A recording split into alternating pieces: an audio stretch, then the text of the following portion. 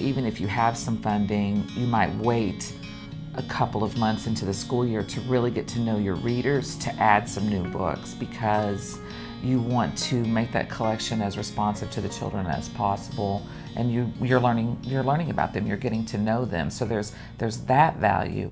I think you are probably continuously adding books to your classroom library. One of my students, Mason, I had him in 5th grade. He said, "Mrs. Miller, what's your favorite day of the week?"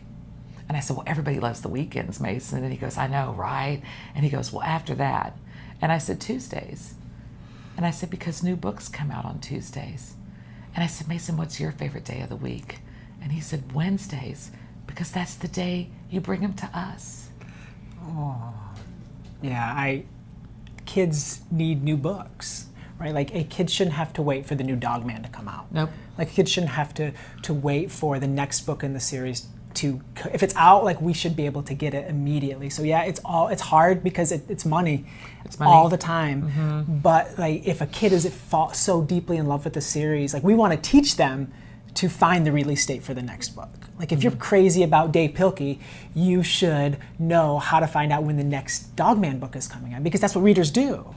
And readers are always updating their books and always getting new books that they want to read. So our classroom libraries need to reflect what it looks like to be a reader. And when we think about weeding, we're always weeding too, because there's only so much space in a home library, there's only so much space in a school library and in a classroom library, and there are books that we're done with. Wait, there's only so much space in a home library? Well, I've seen your house. Maybe not in the Miller house.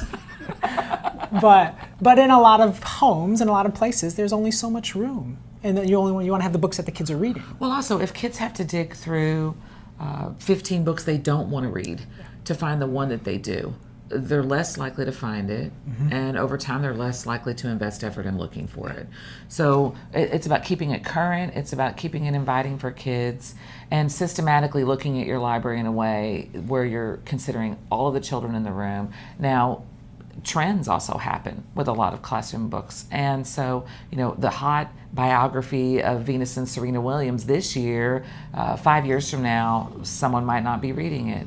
So it's about making it topical and interesting to the kids, updating series, and also pulling out books that are no longer current.